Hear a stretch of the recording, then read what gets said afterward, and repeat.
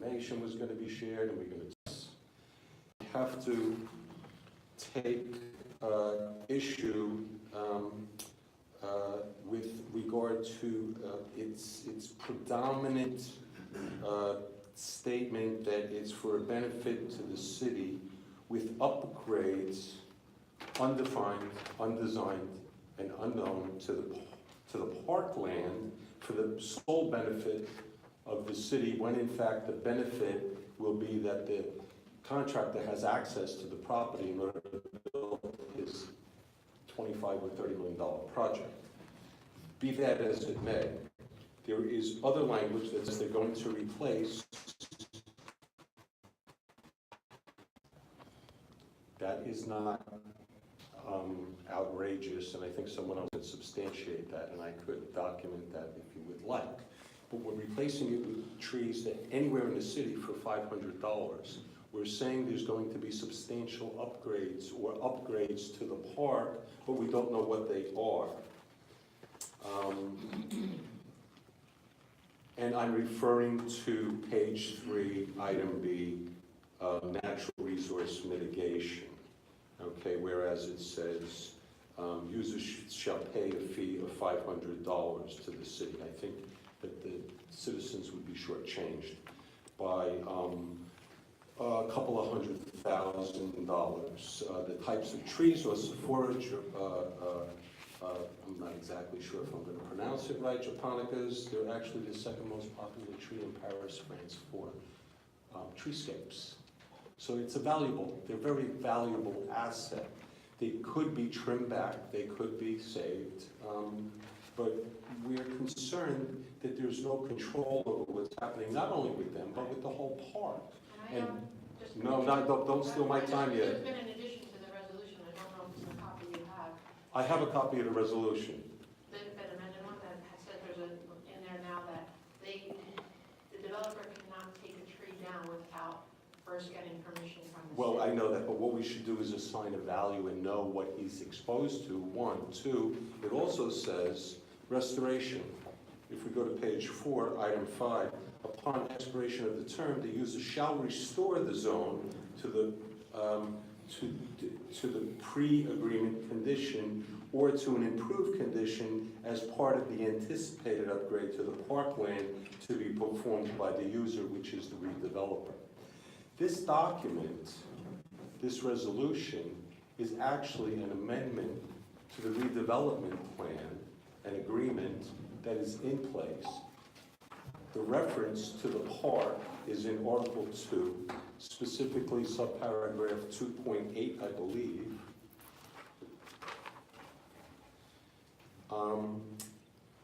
Which says upgrade to Dr. Morris Park. And my concern is it's not defined, it's not designed, and the effort was to create goodwill with the community, and the community has been ignored. Furthermore, there are specific ways in which amendments to this redevelopment agreement need to be followed. I believe that this resolution would not be a legal amendment to this agreement, but that's just my opinion, and I think I need to voice that here. I just want to know we would like to know as a community. There are plenty of us who didn't want to see that project be that big in Archie Bunkerville. Okay? I live in Archie Bunkerville. Those are 2-family houses. Grew up with all good neighbors. We have all certain opinions. But to see this structure come up out of the ground there, working 7 days a week, past tonight's 6 o'clock curfew based upon my meeting here last week, and working every Saturday and Sunday making our life miserable, do you think we might have a say in what's going to happen with the park? And you guys that are looking out for the interests of my tax dollars know exactly what you're going to put there and approximately what it's going to cost, and in case the developer defaults, it's public land. I would like to see a bond posted for the ascertained value of the upgrade, because if they never finish that project, we know we'll still get our park. That's probably all I have to say for this evening, other than we still need a noise ordinance that doesn't have work on the weekends. We could make people like Hoboken, they're like real people, work hard all week, and get some time to rest. And don't have to come here and look out for who should be looking out. I'm a contractor for 40 years. This exposes the city to let the developer do what he wants at whatever cost he decides. He can't do that. You can't let him do that. I don't think it's right, and I don't think it's legal. But that's about all I have to say. Thank you. Thank you. This person is Edward Lefty Grimes.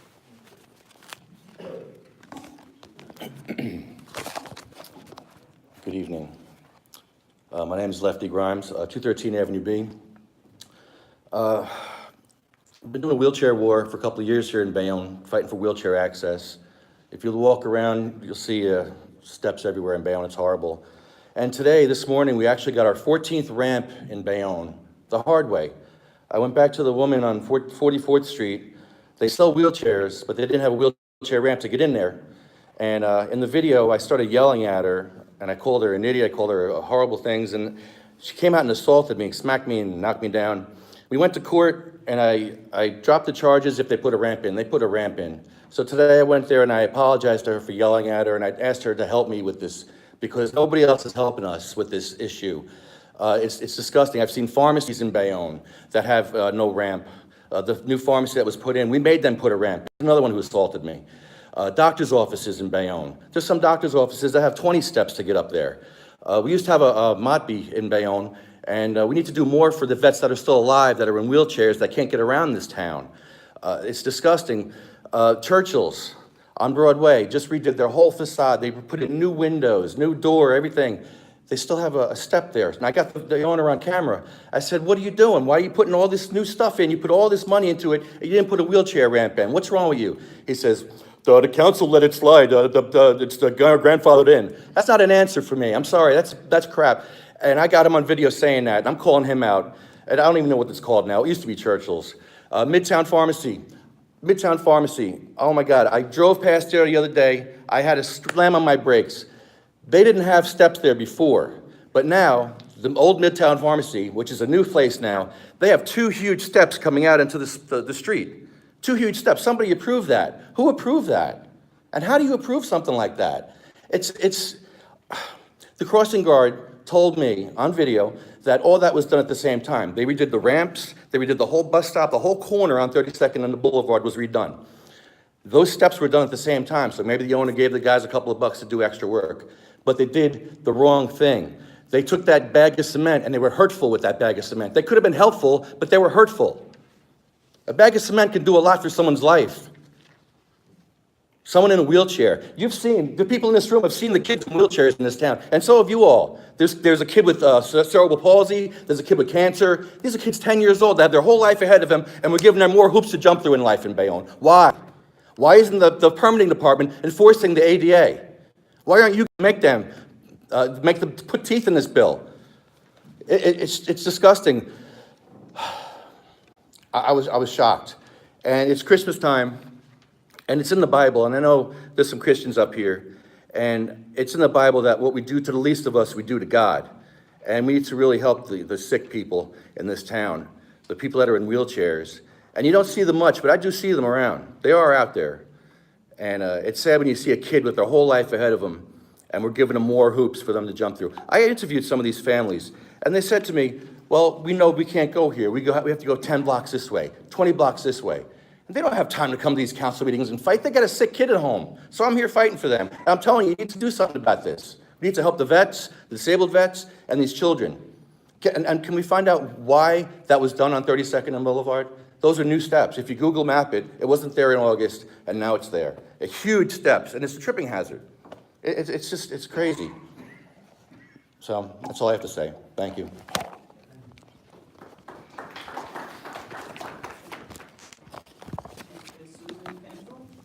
I didn't get an answer.